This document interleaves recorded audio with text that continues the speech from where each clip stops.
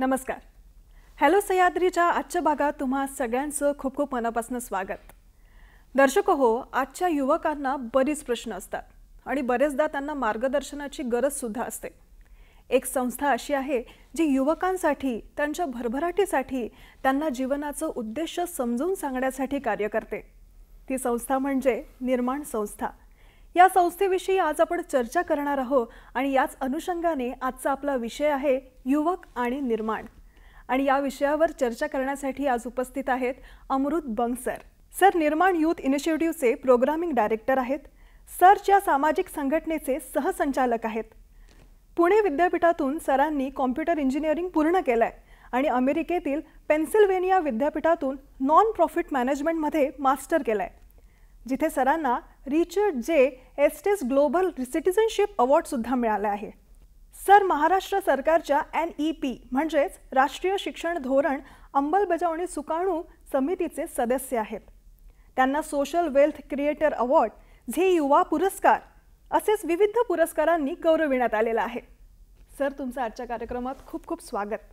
फार फार धन्यवाद. सर जेव्हा आपण चर्चा करत होतो तेव्हा तुम्ही मला सांगितलं की तुम्ही शाळेत न जाता घरीच शाळेतलं शिक्षण घेतलंय. तर नेमकं काय घडलं होतं? माझा जन्म 1986 सालचा आणि माझे आई वडील डॉक्टर अभय आणि डॉक्टर राणी बंग हे नुकतेच त्याच्या काही वर्षाआधी अमेरिकेतनं शिकून भारतात परत आलेले आणि त्यांनी असा निर्णय घेतला की भारतीय समाजात जिथे सगळ्यात जास्ती प्रश्न आहेत, जिथे सगळ्यात जास्ती समस्या आहेत, तिथे जाऊन काम करायचं. आणि म्हणून त्यांनी महाराष्ट्राच्या पूर्व टोकावर असलेल्या गडचिरोली जिल्ह्यात जाऊन आपण स्थायिक व्हावं असा निर्णय घेतला. त्याच्यामुळे 1986ला जेव्हा मी 6 महिन्याचा होतो आणि माझा मोठा भाऊ 6 वर्षांचा होता तेव्हा आमचं अख्खं कुटुंब हे गडचिरोलीला आलं. आणि लवकरच गडचिरोली शहरापासून पुढे 17 किलोमीटर जंगलाच्या आत आमचं शोधग्राम नावाचं एक रेसिडेन्शियल कॅम्पस आम्ही वसवलं. तर तिथे आम्ही सगळेजण शिफ्ट झालो. आता मी गडचिरोलीच्या जिल्हा परिषद शाळेमध्ये नाव नोंदवलं होतं. वरतून रोज 17 किलोमीटर शाळेमध्ये जायचं, संध्याकाळी परत यायचं, हे मला फारच जीवावर यायचं. त्याच्यामुळे मी आईवडिलांना असं सांगितलं की शाळेत जाऊन 8 तास जे काही करावं लागतं त्याच्याऐवजी मला घरी राहू द्या. मी घरच्या घरीच 3 तासात माझा अभ्यास आटोपतो आणि मग बाकी मला जे करायचं त्यासाठी मी मोकळा. आश्चर्याची बाब म्हणजे त्यांनी ही गोष्ट ऐकली. त्या काळी खरं तर होम स्कूलिंग वगैरे असे प्रकार फारसे प्रचलित नव्हते, पण त्यांनी हे ऐकलं. इंटरनेटही अर्थात जगातच इंटरनेटचा शोध नव्हता लागला, पण त्यांनी ते ऐकलं. गडचिरोलीच्या एज्युकेशन ऑफिसरनी या उपक्रमाला मान्यता दिली आणि म्हणून मग असं घडलं की माझं जिल्हा परिषदेच्या शाळेत नाव एनरोल्ड होतं. मी परीक्षांच्या वेळेला जायचो, पण अभ्यास मात्र स्वतःचा घरी घरी करायचो आणि शाळेत जायची तशी काही मला आवश्यकता नव्हती. आणि हा प्रयोग आमचा खूपच चांगला चालला, कारण 1ली ते 10वी जवळजवळ प्रत्येक परीक्षेत मी शाळेत, बऱ्याचदा जिल्ह्यात पहिला आलो. आणि त्याच्यामुळे शाळेत न जाता घरी राहून शिकण्याची मला प्रचंड चांगली मुभा आणि आनंददायी अनुभव मिळाला. आणि हा जो उरलेला वेळ माझ्याकडे राहायचा, म्हणजे जसं मी म्हणालो की 3-1 तासात माझा सगळा शाळेचा अभ्यास पूर्ण होऊन जायचा. माझं गोल असायचं की आज शाळेत जे चालू आहे त्याच्या 2 महिने पुढे आपण असलं पाहिजे अभ्यासक्रमात. त्यामुळे तेवढा ॲडव्हान्स्डमध्ये मी असायचो. पण उरलेला जो दिवसाचा वेळ मिळायचा त्याच्यामध्ये असंख्य इतर गोष्टी करायचा मला अवसर आणि चान्स मिळाला. उदाहरणार्थ खूप पुस्तकं वाचायला मिळाली. आमच्याकडे जवळजवळ 10,000 पुस्तकांची लायब्ररी आहे. ती लायब्ररी मी स्वतः मॅनेज करायचो. आमच्या कुत्र्यांची काळजी घ्यायचो. माझे आई बाबा गावागावांमध्ये जे सार्वजनिक आरोग्याचं काम करायचे त्याच्यात त्यांच्यासोबत जायचो. दारू विरुद्ध गडचिरोलीच्या लोकांनी खूप मोठं आंदोलन केलं होतं आणि दारू आमच्या जिल्ह्यातनं आम्ही बंद केली. त्यामध्ये मला एक लहान मुलगा म्हणून सहभागी होता आलं.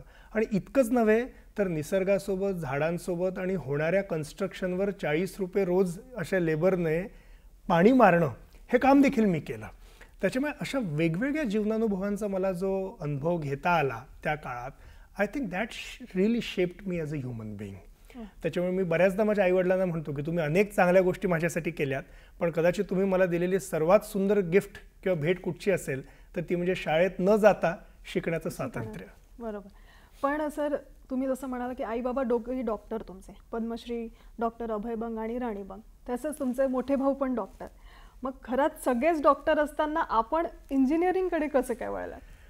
कदाचित त्याच्यात तुमच्या प्रश्नातच उत्तर दडलंय की घरात सगळेच डॉक्टर आहेत म्हणून कदाचित मी इंजिनिअरिंगकडे वळलो असंही म्हणता येऊ शकतं. पण मला स्वतःला मेडिकल आणि बायोलॉजी ॲज अ सब्जेक्ट खूप आवडतात. पण मी स्वतः डॉक्टर बनून रुग्णांना सेवा द्यावी असं फारसं मला माझ्या आयुष्याचं चित्र दिसेना. आणि दुसरं मला असं वाटायचं त्यावेळेला की माझा मोठा भाऊ एनिवे मेडिकलला गेलेला आहे, कदाचित त्याचा किंवा माझ्या कोणाचा तरी पार्टनर जोडीदार देखील डॉक्टर असेल. इव्हेंच्युअली माझी जोडीदार डॉक्टर निघाली. सो मला असं वाटलं की आपण काहीतरी वेगळं शिक्षण जर घेतलं तर त्यानिमित्ताने कदाचित आपल्याला एक वेगळं डायमेन्शन, एक वेगळं अँगल या सगळ्या कामाला जोडता येईल. आणि मला फिजिक्स हे अतिशय आवडीचं. त्याच्यामुळे इंजिनिअरिंगमध्ये ज्या प्रकारचं एक लॉजिकल थिंकिंग आणि प्रॉब्लेम सॉल्व्हिंग असतं, मी ते शिकण्यासाठी म्हणून खरं तर इंजिनिअरिंगला जायचा निर्णय घेतला. अच्छा. पण मग इंजिनिअरिंग नंतर तुम्ही 1 वर्ष जॉबही केला आणि मग ते सोडून डायरेक्ट सामाजिक कार्यकर्ता म्हणून तुम्ही आता सध्या कार्यरत आहात. तर हा प्रवास कसा सुरू झाला? मी 2007 साली पुण्यामध्ये कम्प्युटर इंजिनिअरिंगमध्ये माझं BE करून ग्रॅज्युएट झालो आणि माझ्या सुदैवाने मला अनेक प्लेसमेंट ऑफर्स मिळाल्या. त्याच्यात सिमॅन्टेक नावाची एक अँटीव्हायरस कंपनी होती. त्या काळी ती जगातली 4थी सगळ्यात मोठी सॉफ्टवेअर मल्टीनॅशनल कंपनी होती. तर तिथे मला देखील प्लेसमेंट मिळाली आणि मी तो जॉब घेतला. पण जवळजवळ वर्ष संपायला आलं आणि मला असं वाटायला लागलं खूप तीव्रतेने की मी माझ्या जीवनासोबत काय करतोय. म्हणजे मी गडचिरोलीचा मुलगा पुण्यात बसून अमेरिकेतल्या कुठल्या तरी माणसाचे बँकिंग ट्रान्झॅक्शन सेफ व्हावे म्हणून सिक्युरिटी सॉफ्टवेअर लिहत होतो.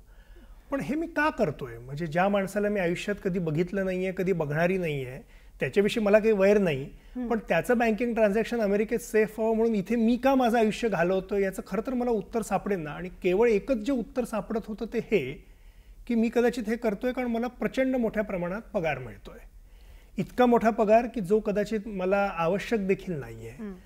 So I was really faced with the dilemma की मला जे एकदाच मिळालेलं आयुष्य आहे ते मला कशासाठी वापरायचं आहे आणि निव्वळ IT कंपनीमध्ये काम करण्यात मी आयुष्य घालवावं असं मला खरंच वाटेना. आणि मग कदाचित माझ्यावर लहानपणापासून झालेले जे संस्कार असतील, मी ज्या वेगवेगळ्या प्रकारच्या सामाजिक कार्यकर्त्यांना बघत बघत लहानाचा मोठा झालो ते असेल, आणि माझे जे मेंटर आहेत श्री विवेक सावंत, महाराष्ट्र नॉलेज कॉर्पोरेशन लिमिटेडचे ते प्रमुख, जागोजागी आज आपल्याला MSCITचे जे सेंटर्स दिसतात त्याचे खरं तर ते अध्वर्यू. तर त्यांचा जो माझ्यावर प्रचंड मोठा परिणाम होता माझ्या आईवडिलांच्या सोबतच, त्यामुळे मला असं वाटलं की मी माझ्या राज्यातल्या प्रश्न सोडवण्यासाठी काहीतरी करायला हवं आणि हे सॉफ्टवेअरमध्ये राहून काही होणार नाही. म्हणून मग 2008 साली मी माझ्या त्या नोकरीचा राजीनामा दिला आणि आता काय 17 वर्ष झालेली आहेत. मी असं ठरवलं की from Pune back to Gadchiroli आणि from software back to social problem solving ते मी करतोय. नक्कीच. पण सर, निर्माण ही जी संस्था आहे, आपण याला उपक्रम म्हणूया, तर हा उपक्रम नेमका कसा सुरू झाला आणि काय काय काम करतं? मी आत्ता जो प्रश्न सांगितला तुम्हाला माझ्या स्वतःच्या बाबतीत, तर हा दुर्दैवाने फक्त अमृत बंग पुरता मर्यादित प्रश्न नाही आहे.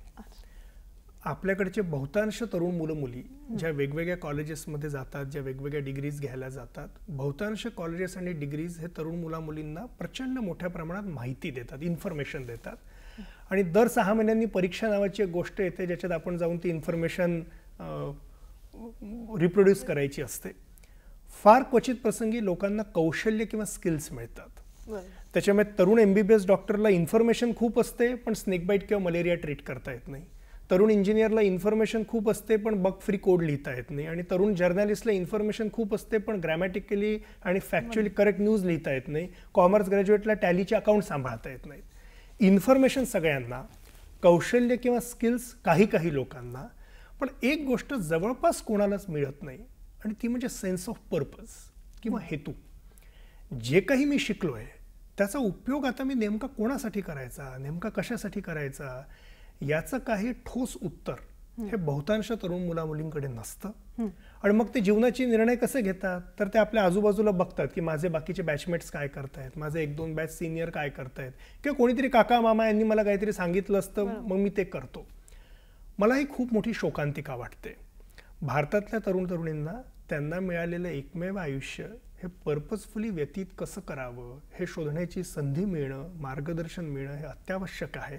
नाहीतर त्यांचं काय होतं, तर नाहीतर त्यांचा अमृतभंग होतो 2007 सालचा, ज्याला जॉब तर मिळून गेलेला आहे, पण जो या प्रश्नात पडलाय की मी करू काय नेमकं आता. तर म्हणून अशी परिस्थिती भारतातल्या तरुण तरुणींवर येऊ नये आणि त्यांना त्यांचा पर्पज शोधायला गायडन्स मिळावं, एनकरेजमेंट मिळावी, काही माध्यम, काही टूल्स मिळावेत आणि अशी एक लाईक माइंडेड कम्युनिटी मिळावी, यासाठी आम्ही निर्माण हा युवा उपक्रम सुरू केला. आणि म्हणून आमच्या उपक्रमाची जी टॅगलाईन आहे ती फार इंटरेस्टिंग आहे. ती यूथ फॉर पर्पजफुल लाईफ अशी आहे, यूथ फॉर पॅकेजफुल लाईफ नाही.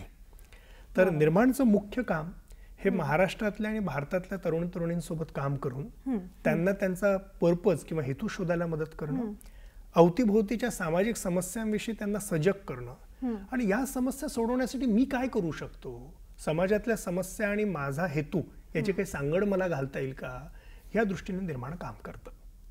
सर, जसं तुम्ही आता म्हणालात, प्रत्येकच तरुणांना प्रश्न असतातच. बरेचदा असं वाटतं की आपण हे का करतोय, कशासाठी करतोय, पर्पज जसं तुम्ही म्हणालात कळत नाही. तर सामाजिक आणि आर्थिक, जसं तुम्ही म्हणालात की तुम्ही ते प्रॉब्लेम सॉल्व्ह करतात, तर आर्थिकदृष्ट्या बरेचदा कळत नाही तरुणांना की आपण म्हणजे आपण आर्थिक सुरक्षितता काय आहे आपली, तर ते तुम्ही तरुणांना काय सांगा त्याविषयी? मला असं वाटतं महाराष्ट्राच्या बाबतीत बोलायचं झालं तर महाराष्ट्रामध्ये एक सोसायटल शिफ्ट घडलेला आहे, सामाजिक स्थित्यंतर घडलेलं आहे, पण ते स्थित्यंतर आपल्या मानसिक स्थित्यंतरात मात्र पुरेसं अवतरलं नाही आहे. आपण जर 50 वर्षापूर्वीचा महाराष्ट्र बघितला किंवा तुमच्या माझ्या कोणाच्याही आईवडिलांकडे आणि खरं तर त्यांच्या आईवडिलांकडे म्हणजे आपल्या आजी आजोबांच्या जनरेशनकडे बघितलं तर तुम्हाला जाणवेल की प्रचंड हलाखीची परिस्थिती होती. आणि आपल्या 2 जनरेशन आधीच्या लोकांनी प्रचंड मेहनत करून त्या गरिबीतनं त्या आज एका अशा अवस्थेपर्यंत पोहोचले आणि आपल्याला अशा प्रकारच्या संधी मिळाल्या की त्याच्यामुळे एक आर्थिकदृष्ट्या सुरक्षित आयुष्य हे या 12 कोटींच्या महाराष्ट्रातल्या एका लार्ज प्रपोर्शन ऑफ लोकांसाठी आज गिव्हन आहे. सगळ्यांसाठी नाही आहे, पण अनेकांसाठी आहे. आता प्रश्न मात्र हा आहे की हे जे सामाजिक स्थित्यंतर घडलं आहे याचा मी माझ्या मेंटल वर्ल्डवर, माझ्या जीवनाकडे बघण्याच्या दृष्टिकोनावर आणि चॉईसेस मी कसे करीन याच्यावर काही परिणाम पडू देणार आहे की नाही पडू देणार आहे. 18 किंवा 19 सेंचुरी या खरोखरच स्केर्सिटीच्या सेंचुरीज होत्या. आता तसं जीवन नाही आहे, समाजातल्या अनेकांसाठी नाही आहे. पण तरी देखील जीवनाचा उद्देश काय, तर काहीतरी करून पैसे मिळवा. हे मला असं वाटतं तरुण मुलामुलींसाठी, ॲटलिस्ट असे तरुण मुलं मुली ज्यांनी काहीतरी चांगलं फॉर्मल शिक्षण घेतलं आणि आपल्या महाराष्ट्रामध्ये ते प्रमाण खूप मोठ्या प्रमाणात आहे, त्यांच्यासाठी हे फारच पिग्मी, फारच क्षुद्र गोल आहे असं मला खरं तर वाटतं. म्हणजे ज्या प्रकारच्या शिक्षण संस्था महाराष्ट्रामध्ये आहेत आणि त्यामध्ये शिकण्याची संधी ज्या अनेक ब्राईट मुलामुलींना मिळते, त्यांच्यासाठी मी सेटल कसा होऊ हा खरं तर प्रश्नच नाही आहे. खरा प्रश्न आहे मी सेटल झाल्यानंतर आता जीवनात नेमकं करू काय. सो पॅकेजच्या ऐवजी प्रॉफिट, ग्लॅमरसच्या ऐवजी ग्लोरियस, अशा प्रकारचं जीवन जगण्याची खरं तर आज युवा पुढे संधी आहे. पण ती संधी न घेता पैशाच्या बाबतीतली अवास्तव असुरक्षितता किंवा अवास्तव अवाजवी अपेक्षा आणि महत्वाकांक्षा, कारण त्यांनी पेपरात कुठेतरी वाचलेलं असतं की या मुलाला 2 कोटीचं पॅकेज मिळालं, या मुलाला काहीतरी हे मिळालं आणि झालं, उरलेलं 99% मानसिक सगळे जे कॅल्क्युलेशन्स असतात ते त्याच्यामुळे फार गडबडून जातात. तर मला असं वाटतं इट इज हाय टाईम की the youth of Maharashtra go beyond money and think about निव्वळ अर्थप्राप्तीसाठी जगण्यापेक्षा अर्थपूर्ण कसं जगावं हा शोध आता तरुण मुलामुलींनी घेण्याची फार गरज आहे. नक्कीच. अजून बरेच प्रश्नांची उत्तरं मला हवी आहेत आणि बरीच चर्चा करायची आहे, पण तत्पूर्वी वेळ झाली एका छोट्याशा विश्रांतीची. दर्शक हो, तुम्ही कुठेही जाऊ नका, बघत रहा हॅलो सह्याद्री हा कार्यक्रम.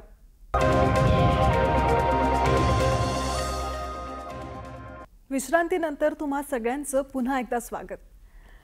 सर, जे आपले तरुण मंडळी आहे ते निर्माणशी कसे जोडले जातात, म्हणजे कसे सहभागी होतात? आम्ही निर्माणच्या अंतर्गत गडचिरोलीला आमचं जे कॅम्पस आहे तिथे साधारणतः आठवड्याभराचे वर्कशॉप्स कंडक्ट करतो, शिबिरं कंडक्ट करतो. आणि या शिबिरामध्ये सहभागी होण्यासाठी एक सिलेक्शन प्रोसेस असते. एक अतिशय स्वतःविषयी प्रश्न विचारणारा असा एक ॲप्लिकेशन फॉर्म, त्याच्यानंतर एक छोटी मुलाखत, याच्यानंतर शेवटी आम्ही मुलांना याच्यासाठी निवडतो. तर महाराष्ट्रातनं आणि आता तर खरं तर भारतातल्या 23 राज्यातनं मुलं मुली आम्हाला या शिबिरांसाठी अप्लाय करतात. आमची वेबसाईट आहे www.nirman.mkcl.org. तर याच्यावर याच्याविषयीची विस्तृत माहिती आहे आणि तो जो ॲप्लिकेशन फॉर्म आहे तो देखील आहे. तर तरुण मुलं मुली त्यांना सोशल मीडियातनं माहिती कळते, त्यांना कधी कधी वर्ड ऑफ माउथने माहिती कळते, अनेक कॉलेजेसमध्ये जाऊन आम्ही सेमिनार्स आणि लेक्चर्स घेतो, त्याच्यातनं त्यांना कळतं आणि मग ते हा फॉर्म भरून आणि ती मुलाखत देऊन आम्हाला अप्रोच करतात. दर महिन्याला गडचिरोलीला आमच्या कॅम्पसवर आमचं एक शिबिर असतं, दर महिन्याला असतं. त्यामुळे ज्याला जेव्हा कुठचा महिना सुटेबल असतो त्यासाठी तो अप्लाय करू शकतो आणि आपला प्रेफरन्स देऊ शकतो. या वर्कशॉपमध्ये जसं मी म्हणालो की तरुण मुलांच्या पुढचे जे विकासाचे वेगवेगळे प्रश्न आहेत, पर्पज म्हणजे नेमकं काय, त्यातला शोधण्यासाठी मी कसं हातपाय मारू शकतो, माझ्या आर्थिक गरजा नेमक्या काय, तरुण मुलं मुली आणि भावना आणि भावनांना समजणं आणि भावनांचं एक्सप्रेशन हेल्दीली कसं करायचं, अशा स्वतःच्या संदर्भातले अनेक महत्त्वाचे विषय आणि इथपासून समाजातले वेगवेगळे चॅलेंजेस काय, क्लायमेट चेंजचा प्रश्न काय, हेल्थचा प्रश्न काय, लाईव्हलीहूडचा प्रश्न काय, हे सोडवण्याचे वेगवेगळे उपाय काय, आणि ज्यांनी स्वतःच्या जीवनात हे प्रत्यक्ष असं केलं आहे अशा काही अतिशय इन्स्पायरिंग व्यक्तींसोबतची गाठभेट, अशा टप्प्याटप्प्यातनं आमचं हे शिबिर जातं. आणि त्याच्यानंतर ते निर्माणची जी मोठी अशी कम्युनिटी आहे त्याचा एक भाग बनतात. पण मग अशी काही उदाहरणं आम्हाला सांगा ना की जे सक्सेसफुल झालेले आहेत तरुण मंडळी. सक्सेसफुल हा शब्द वापरणं कदाचित थोडं प्रिमॅच्युअर होईल, पण ज्यांनी अतिशय करेजियस किंवा धैर्याच्या मार्गाने ते चाललेले आहेत अशी काही उदाहरणं मला जरूर शेअर करावीशी वाटतील. आमच्या निर्माणमध्ये medical, engineer, art, science, commerce, journalism, law, film making सगळ्या प्रकारच्या बॅकग्राऊंडमधनं मुलं मुली येतात. आनंदाची बाब ही की मुलांची आणि मुलींचं जे प्रमाण आहे ते 50-50% आहे. त्यामुळे मुली जसं जीवनातल्या वेगवेगळ्या क्षेत्रामध्ये अगदी आता मुलांच्या सोबत खांद्याला खांदा लावून आहेत तसं इथेही आहेत, सामाजिक क्षेत्रात ही अतिशय आनंदाची बाब. तर काही उदाहरणं सांगतो छोटी.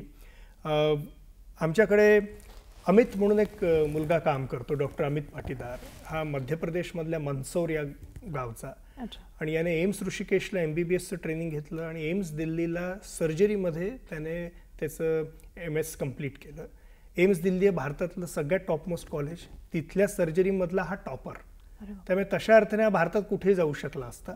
पण हा निर्माणच्या शिबिरासाठी जेव्हा गडचिरोलीला आला होता तेव्हा त्याने बघितलं की इथे अतिशय दुर्गम भाग आहे, इथे सर्जरीची खूप गरज आहे आणि दुसरं इथे कोणी फुल टाईम सर्जन नाही. तर अमितने असं ठरवलं की मी गडचिरोलीला जाऊन सेवा देईन. आणि गेले 1.5 वर्ष झाले अमित आता आमच्याकडे फुल टाईम सर्जन म्हणून काम करतोय. आमच्या हॉस्पिटलमध्ये वर्षाला जवळजवळ 1000 सर्जरीज आम्ही करतो आणि महाराष्ट्रातले अनेक नामवंत सर्जन आमच्याकडे येऊन सेवा देतात. पण आता तिथे पाय रोवून जो 24 तास उभा आहे हा म्हणजे आमचा हा अमित. तसंच एक पुढचं उदाहरण देतो. आमचा एक मित्र आकाश बडवे, हा नाशिकचा इंजिनियर झाला. बिट्स पिलानी सारख्या अतिशय प्रख्यात कॉलेजमध्ये तो शिकला आणि बार्कलेज नावाच्या कंपनीमध्ये तो काम करत होता.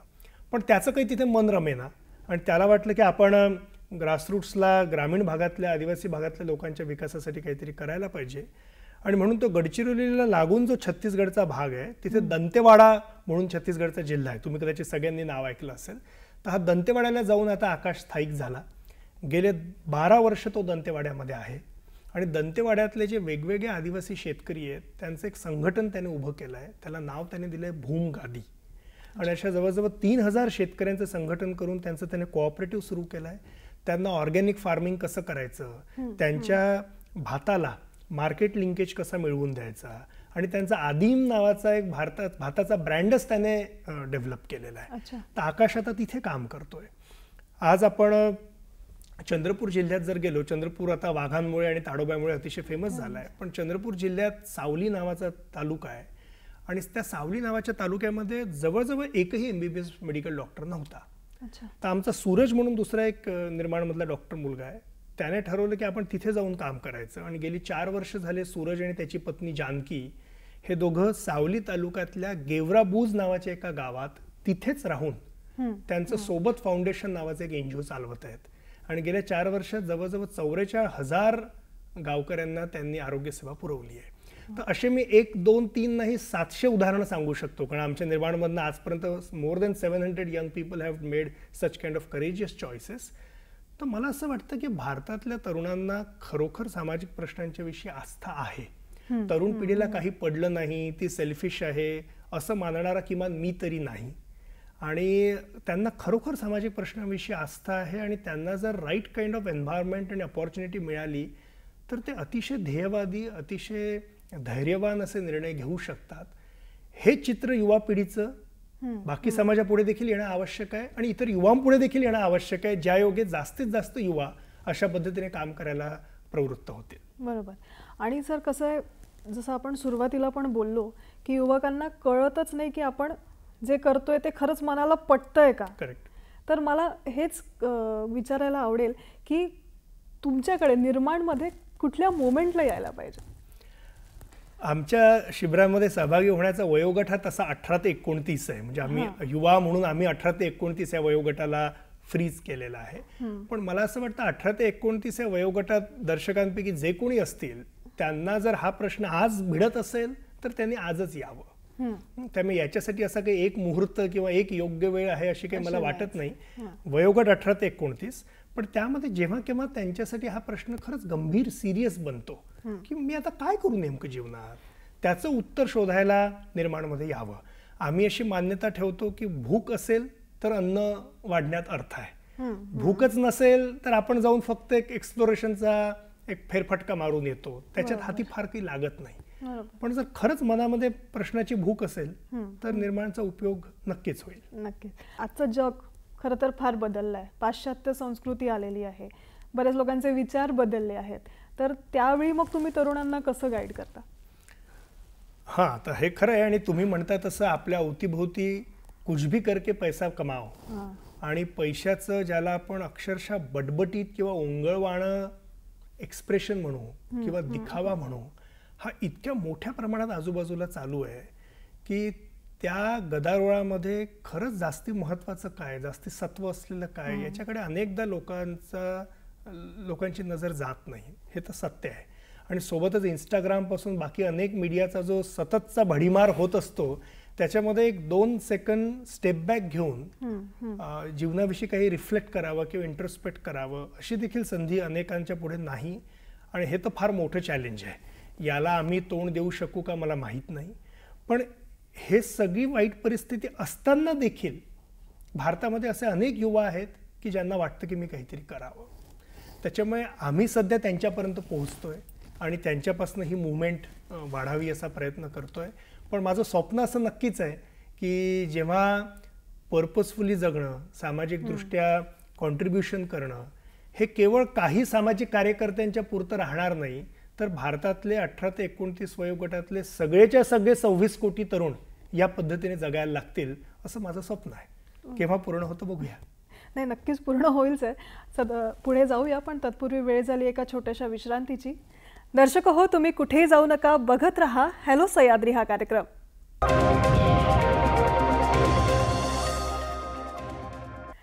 छोट्याशा विश्रांतीनंतर हॅलो सह्याद्री या कार्यक्रमात तुम्हा सगळ्यांचं पुन्हा एकदा स्वागत. आजचा आपला विषय आहे युवक आणि निर्माण, आणि या विषयावर चर्चा करण्यासाठी उपस्थित आहेत अमृत भंग सर. सर, आजकालचे जे युवा पिढी आहे, तरुण पिढी आहे, त्यांचं आणि मद्यपानाचं नातं जरा जवळचं झालेलं आहे, आणि यावर बऱ्याच चर्चा होतात, बऱ्याच गोष्टी म्हणजे बोलल्या जातात. तर तुम्ही युवकांना काय सांगाल? फार महत्त्वाचा आणि कळीचा प्रश्न आहे. It's your life, make it large, अशा प्रकारचा संदेश सारखा तरुण तरुणींच्या मनावर बिंबवला जातो. आणि one of the ways to make it large is supposedly to drink alcohol.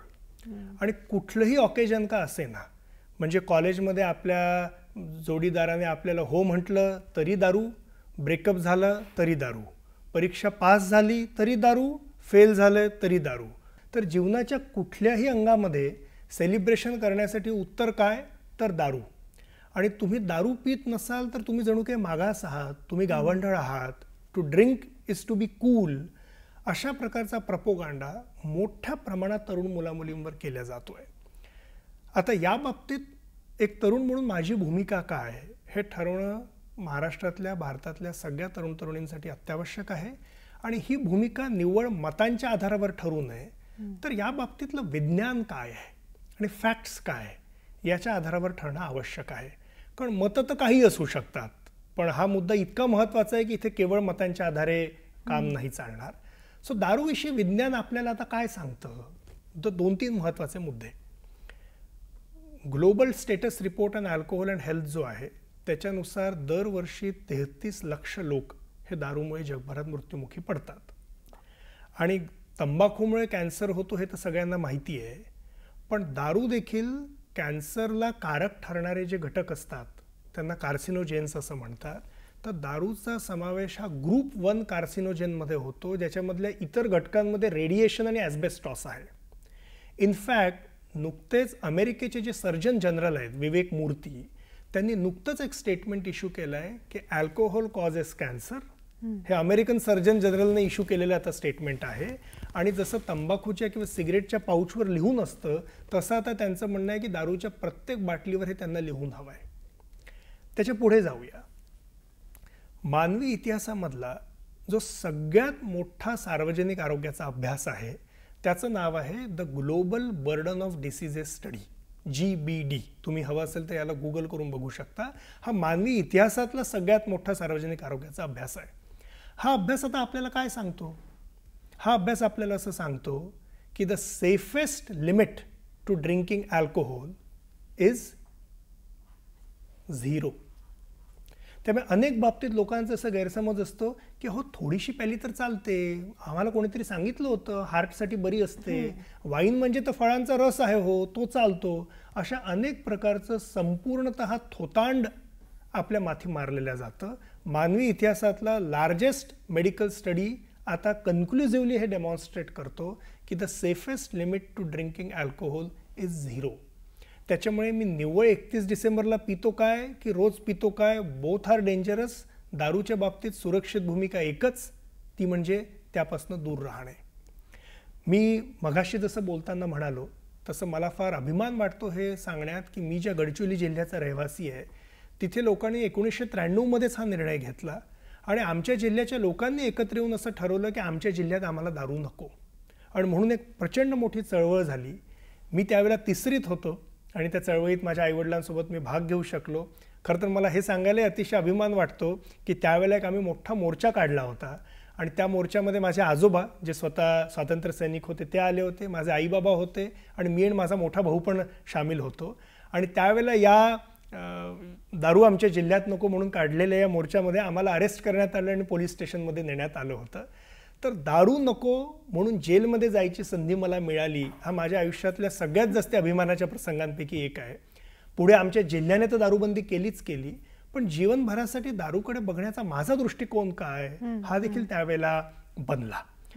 पण मला असं वाटतं की तरुण तरुणींना हे जे फसवल्या जात आहे हा दारू कंपन्यांच्या प्रचाराचा प्रचंड मोठा भाग आहे. जगातली one of the largest alcohol company DIGO, तिचे CEOची एक मुलाखत मी वाचली होती. त्याच्यात त्यांनी चक्क असं स्पष्ट लिहिलं होतं की डेव्हलप्ड कंट्रीजमधलं अल्कोहोल मार्केट आता सॅच्युरेट झालं आहे. त्यामुळे जर कंपन्यांना बिझनेस वाढवायचा असेल तर कुठे जावं, तर डेव्हलपिंग कंट्रीमध्ये जावं आणि ऑब्व्हियसली भारतात यावं, कारण 140 कोटी लोक आहेत. बरं, कस्टमर ग्रुपमध्ये कोणावर फोकस करावं? तर 90 वर्षाच्या माणसाला दारू पाजून पाजून तुम्ही किती वर्ष पाजाल? तो व्यक्ती काही ना काही वर्षात जाणारच आहे. त्यामुळे तुम्हाला खरा कस्टमर ग्रुप कोण पाहिजे? तर तरुण मुलं पाहिजे, म्हणजे 70 वर्षाचं गिऱ्हाईक मिळेल. सो डेव्हलपिंग कंट्रीजमध्ये भारतामध्ये तरुण मुलामुलींवर फोकस करा आणि त्यातही मुलींवर जास्ती फोकस करा, कारण मुलींनी जर दारू प्यायला सुरुवात केली ना तो मुलं तर पितीलच.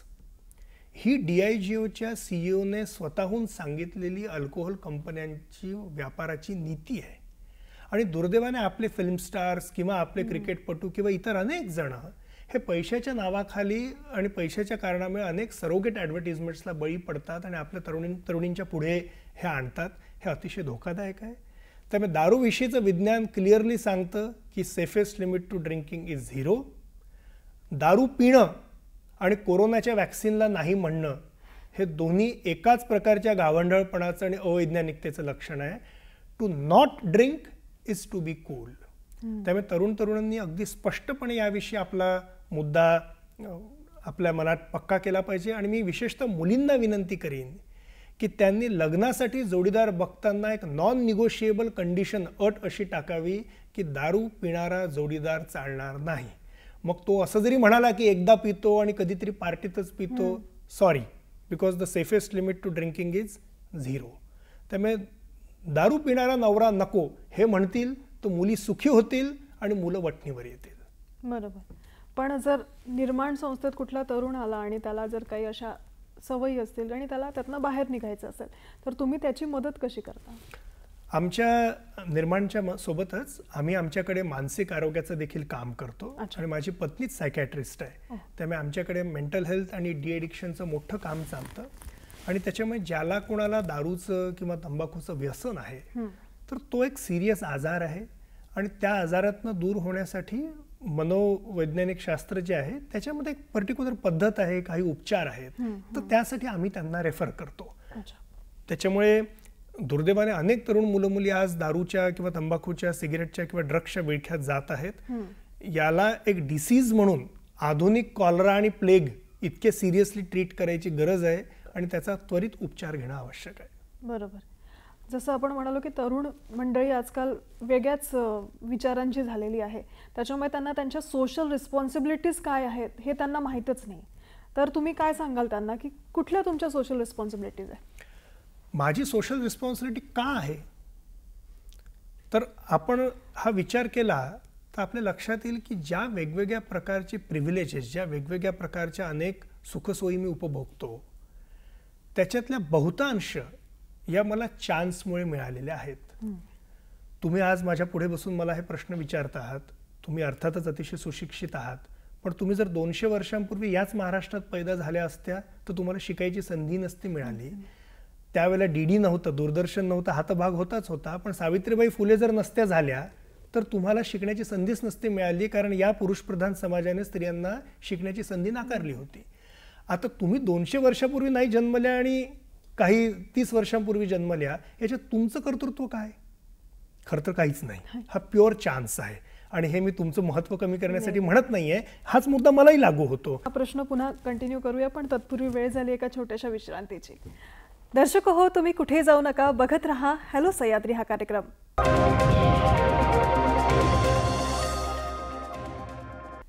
विश्रांतीनंतर तुम्हा सगळ्यांचं पुन्हा एकदा स्वागत.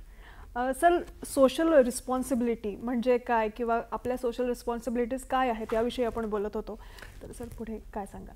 तर मी मुद्दा असं म्हणत होतो की आपल्या सगळ्यांच्या असण्यामध्ये आणि आपल्या सगळ्यांना ज्या अनेक सुखसोयी मिळतात त्याच्यामध्ये चान्स हा खूप मोठा फॅक्टर आहे. आणि म्हणून मला जर शिकण्याची संधी मिळाली किंवा मला जर चांगलं काहीतरी एक आर्थिकदृष्ट्या स्वयंपूर्ण असं जीवन जगण्याची संधी मिळाली तर हे सगळं काही म्हणजे माझंच कर्तृत्व आहे. आणि या सगळ्यांसाठी मी आता फक्त माझ्यापुरता जबाबदार, अशा प्रकारची जी मेंटॅलिटी अवतीभोवती आहे ती मला फार रिस्की वाटते. आपण आज नागपूरमध्ये बसलेलो आहोत आणि नागपूरच्याच एका रस्त्यावर एका रिक्षावाल्याच्या पाठीमागे मला अशी एकदा एक प्लेटवर बातमी किंवा स्लोगन दिसला. त्याने लिहिलं होतं, तू तेरा देख. तर ही जी तू तेरा देख मेंटॅलिटी आहे ही मला असं वाटतं रिक्षावाल्याने लिहिली, पण ही आपल्या समाजात खूप प्रचलित आहे की मी माझं बघतो, तू तेरा देख.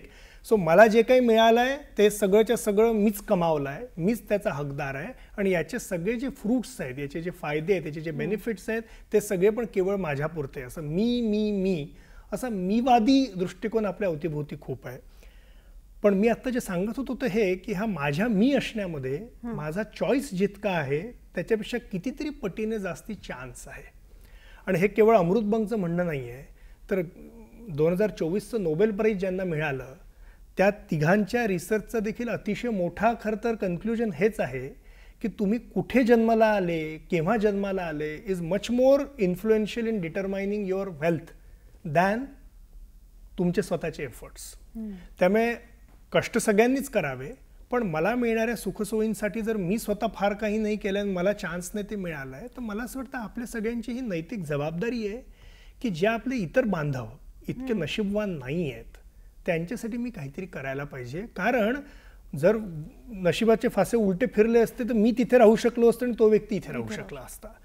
त्याच्यामुळे चान्सच्या पलीकडे जाऊन माझ्या जीवनाचा उपयोग, त्याचा काही वेळ हा इतरांच्या भल्यासाठी वापरणं, हा चॉईस करणं, याच्यातच खऱ्या अर्थाने माणुसकी आहे. आता हा चॉईस जर आमच्या तरुण मित्रमैत्रिणींना करायचा असेल तर ते काय करू शकतात? अगदी प्रॅक्टिकली स्पीकिंग, तुमच्याकडे अवेलेबल असलेले 3 रिसोर्सेस म्हणजे तुमच्याकडे असलेला वेळ, तुमच्याकडे असलेले पैसे आणि तुम्ही दैनंदिन जीवनात करू शकणारे काही मूल्य निर्णय. या तिन्हींचा उपयोग आपण सामाजिक कार्यासाठी आणि सामाजिक जबाबदारी पूर्ण करायला निभावू शकतो. वेळ, ज्यांना शक्य आहे आणि विशेष रुची आहे ते पूर्ण वेळ सामाजिक कार्यामध्ये हातभार लावू शकतात. ज्यांना काही कारणास्तव तसं जमत नाही ते कदाचित पार्ट टाईम किंवा व्हॉलंटिअरिंग किंवा विकेंड्सला किंवा वर्षातनं अधेमध्ये कधी जाऊन पण चांगल्या सामाजिक कार्यामध्ये स्वतः भाग घेणं, अशा कॉजेसना सपोर्ट करणं हे करू शकतात. त्यामुळे आपला वेळ सोशल चेंजसाठी देणं, त्याच्यातनं लोकांना डिरेक्ट मदत करणं इज व्हेरी इम्पॉर्टंट. दुसरा रिसोर्स म्हणजे पैसे. तर आपले जे काही आपला पगार असेल पण त्याच्या किमान 1% ते 5% हे मी सामाजिक कार्याला डोनेट करू शकतो का? आज घडतं असं आहे की समाजातले श्रीमंत लोक मोठ्या प्रमाणात फिलॅन्थ्रॉफी करताय आणि बिल गेट्स पासून तर अझीम प्रेमजीपर्यंत अनेक मोठ्या प्रमाणात जे अल्ट्रा रिच आहेत ते सोशल कॉजसाठी पैसे देत आहेत. पण मध्यम वर्गातले, उच्च मध्यम वर्गातले, निम्न मध्यम वर्गातले आपल्या कोणाहीकडे कदाचित बिलगेट्स इतके पैसे नसतील, पण आपल्या एकूण उत्पन्नाचा 1% किंवा 5% सामाजिक कार्याला देणं हे तर आपण नक्कीच करू शकतो. तर ती दुसरी बाब झाली.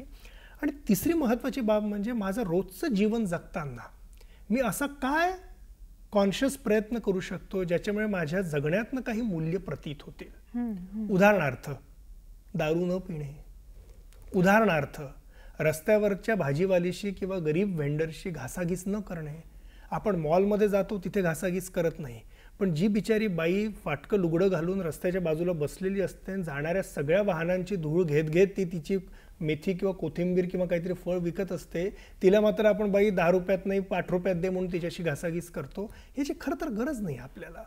किंवा दैनंदिन जीवनामध्ये भ्रष्टाचार न करणे. माझे सिटिझन म्हणून जे काही कर्तव्य आहेत, व्होटिंगपासून तर व्यवस्थेला प्रश्न विचारण्यापर्यंत ते निभावणे. शक्य असेल तर मांसाहार न करणे, कारण नॉनव्हेजची प्रचंड मोठी एन्व्हायरमेंटल कॉस्ट आहे. उगाच जास्ती सीसीची बाईक न वापरणे, शक्य असेल तर सोलर वापरणे. अशा अनेक मुद्द्यांचा विचार करता येऊ शकतो ज्याच्यामुळे माझं दैनंदिन जीवन हे जास्तीत जास्त समाजोपयोगी आणि नेचर फ्रेंडली बनवू शकतं. त्याच्यामुळे वेळ, पैसे आणि my daily life are 3 places where young people can definitely contribute for social change. एक या सगळ्या याच्यात एक शब्द अजून एक येतो, ते म्हणजे यूथ फ्लरिशिंग. तर यूथ फ्लरिशिंग म्हणजे नेमकं काय आणि भारताची या सगळ्यात सध्या काय अवस्था आहे? हा फार कळीचा आणि गंभीर प्रश्न आहे. भारतामध्ये लहान मुलांच्या मधलं कुपोषणाच्या विषयी खूप बोलल्या जातं आणि ते महत्त्वाचंच आहे. 0 ते 5 वयोगटातली जी लहान मुलं भारतात आहेत त्यांच्यामध्ये कुपोषणाचं प्रमाण साधारणतः 35% आहे. This is serious, this is bad and this should change. पण 18 ते 29 या वयोगटामध्ये भारतामध्ये 26 कोटी तरुण मुलं मुली आहेत. भारतीय पॉप्युलेशनच्या 22% हा तरुण वयोगट कॉन्स्टिट्यूट करतो. तर लहान मुलांमधल्या कुपोषणाविषयी आपल्याला किमान नंबर तरी माहिती आहे. पण 18 ते 29 वयोगटातला एखादा तरुण किंवा तरुणी तुमच्या पुढे आला तर आपण हा निर्णय कसा घ्यायचा की हा कुपोषित आहे की हा सुपोषित आहे? यालाच इंग्लिशमधलं टेक्निकल भाषेतले शब्द आहेत, इज ही ऑर शी लँग्विशिंग और is he or she flourishing.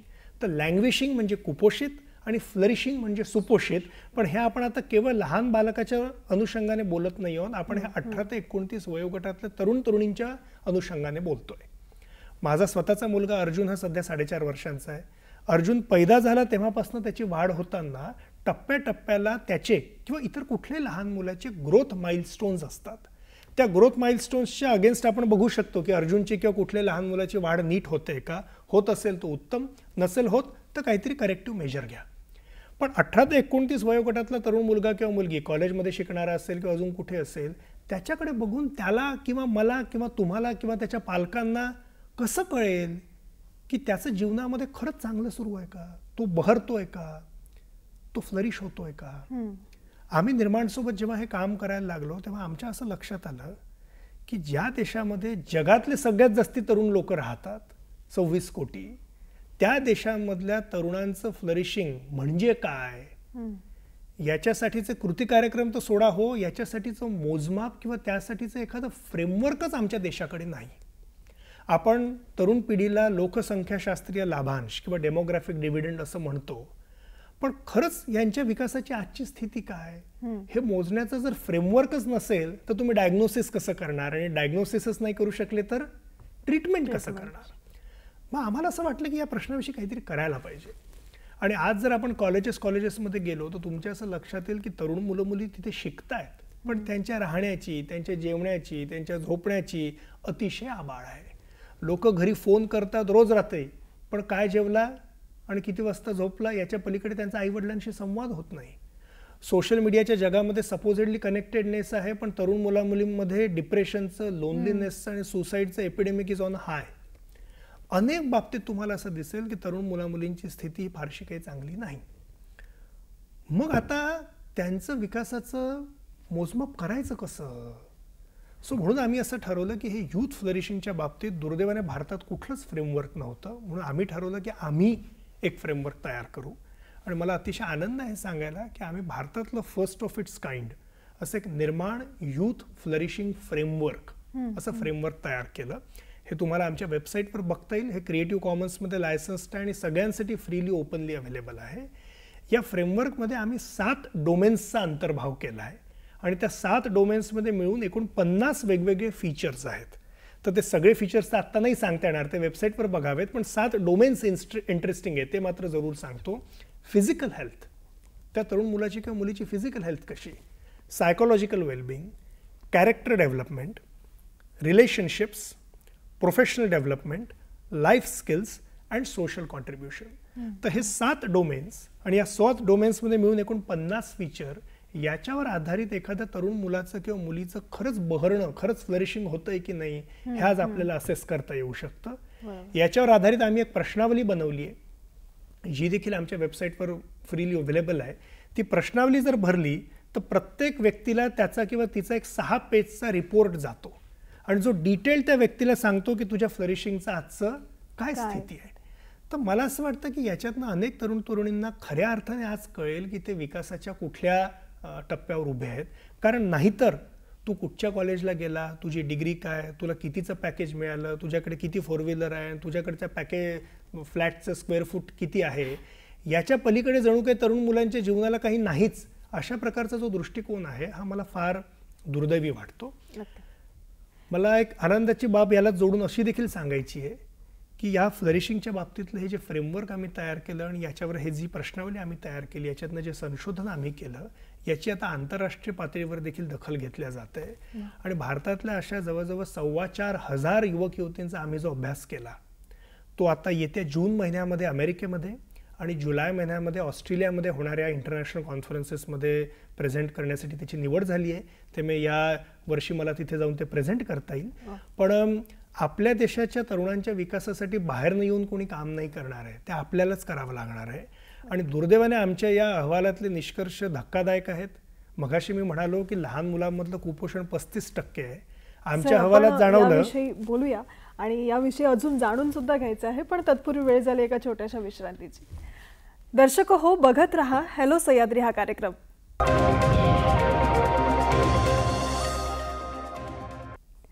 छोट्याशा विश्रांतीनंतर तुम्हा सगळ्यांचं हॅलो सह्याद्री या कार्यक्रमात पुन्हा एकदा स्वागत. सर, आपण यूथ फ्लरिशिंग बद्दल बोलत होतो, तर पुढे तुम्ही काय सांगाल? मी सांगत असं होतो की आमच्या अहवालातले जे निष्कर्ष आहेत ते दुर्दैवाने फार धक्कादायक आहेत. कारण लहान मुलांमधलं कुपोषणाचं प्रमाण 35% आहे. पण आमच्या अहवालात आम्हाला असं जाणवलं की हे जे 7 डोमेन्स फ्लरिशिंगचे आहेत, तर भारतीय युवांपैकी 91% युवा हे याच्यातल्या किमान 1 किंवा त्याहून जास्ती डोमेन्समध्ये सध्या कुपोषित आहेत. 91%. आणि भारतीय युवांपैकी 53% युवा या अभ्यासात आम्ही जो केला त्यात आम्हाला जाणवलं हे तर या 7 डोमेन्सपैकी 4 किंवा 4हून अधिक डोमेन्समध्ये कुपोषित आहेत. त्यामुळे भारतीय युवांच्या विकासाची जी सद्यस्थिती आहे ती दुर्दैवाने अतिशय वाईट आहे.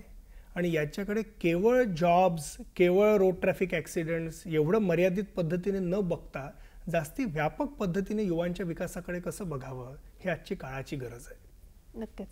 आणि सर, जसं तुम्ही म्हणाला की यासाठी निर्माण संस्था तर नेहमी कार्य करतच राहणार आहे, पण पुढे तुम्ही निर्माण संस्थेला कुठे बघताय आणि या उपक्रमाला कुठे जाताना बघताय? आता गेली जवळजवळ 17 वर्ष झाली मी निर्माणच्या सोबत काम करतो आहे. It's been an incredibly rewarding journey. याच्यामध्ये महाराष्ट्रातल्या 36 जिल्ह्यातनं आणि महाराष्ट्रातल्या 360 पैकी जवळजवळ 300 तालुक्यांमधनं मुलं मुली आलेली आहेत आणि भारतातल्या जवळजवळ 23 राज्यातनं याच्यामध्ये मुलं मुली आलेली आहेत. तर एक तर माझं स्वप्न असं आहे की महाराष्ट्रातल्या प्रत्येक तालुक्यातनं आणि भारतातल्या प्रत्येक राज्यातनं निर्माणमध्ये मुलं मुली आलेली असतील आणि निर्माणच्या शिबिरांचा त्यांना उपयोग झालेला असेल. ते एक मला डेफिनेटली असं वाटतं की व्हावं. आमची ही शिबिरं दर महिन्याला होत असतात, तर यांची संख्या आम्ही जितकी वाढवू शकू त्याच्यामुळे दर वर्षाला किमान 1000-2000 तरुण तरुणी ही या शिबिरांच्या माध्यमातून घडतील असं मला अपेक्षित आहे. आणि आता महाराष्ट्र सरकारची जी नॅशनल एज्युकेशन पॉलिसीची इम्प्लिमेंटेशन कमिटी आहे त्याचा देखील मी यंगेस्ट मेंबर आहे. तर NEP सुदैवाने तरुण मुलामुलींच्या होलिस्टिक डेव्हलपमेंटविषयी बोलते, जो आपला मगासचा फ्लरिशिंगचा मुद्दा होता. त्यामुळे NEPच्या अंतर्गत महाराष्ट्रातल्या भारतातल्या अनेक वेगवेगळ्या ज्या हायर एज्युकेशन इन्स्टिट्यूट्स आहेत, युनिव्हर्सिटीज आहेत, त्यांच्यासोबत आम्ही आता हळूहळू कोलॅबरेशन विकसित करतोय. कारण त्या युनिव्हर्सिटीजना आणि हायर एज्युकेशन कॉलेजेसना देखील आता हे मॅन्डेट आहे की त्यांच्याकडे येणाऱ्या विद्यार्थ्याला निव्वळ विषय शिकवला आणि झालं असं आता भागणार नाही आहे. त्यांच्याकडे येणाऱ्या विद्यार्थ्याचं खऱ्या अर्थाने होलिस्टिक डेव्हलपमेंट झाली का, त्याचं किंवा तिचं फ्लरिशिंग झालं का, हे आता बघणं त्यांच्यासाठी आवश्यक आहे. तर या योगे मोठ्या प्रमाणात हे कोलॅबरेशन आम्ही आता विकसित करू इच्छितो. पण सरतेशेवटी ज्या एका कॉन्ट्रीब्युशनची मला खूप आस आहे ते म्हणजे हे आहे की ज्या देशाची 22% लोकसंख्या युवा आहे त्या देशामध्ये एका यूथ सायन्सची गरज आहे. युवांसोबतचं काम हे निव्वळ त्यांच्या भावनेला हात घालणारं काम असं राहून चालणार नाही. तर ते एक वैज्ञानिक अतिशय शास्त्रीय पद्धतीने एका पठडीने एका मेथॉडॉलॉजिकल पद्धतीने चालणारं काम बनलं पाहिजे. आणि जसं लहान मुलांसोबत आपल्याला काम करणारे अनेक शिक्षक वृंद किंवा इतर अनेक प्रकारचे व्यक्ती दिसतात, तसं युवकांसोबत मला काम करायचं आहे, यूथ डेव्हलपमेंटचं काम मला करायचं आहे. यासाठीचं सायन्स आणि यासाठीचे प्रॅक्टिशनर्स डेव्हलप करणं हे देखील निर्माणचं स्वप्न आहे. नक्कीच सर. खरं तर युवकांचे बरेच प्रश्न सोडवण्यासाठी, त्यांना मार्गदर्शन करण्यासाठी आपली निर्माण उपक्रम आपण म्हणू, हे नेहमीच तत्पर आहे आणि तत्पर राहीलही. आणि तुमच्याकडनं बरीच माहिती आम्हाला मिळाली आणि आज तुम्ही वेळात वेळ काढून इथे आला तेव्हा नागपूर दूरदर्शनतर्फे तुमचे खूप खूप आभार. फार फार धन्यवाद.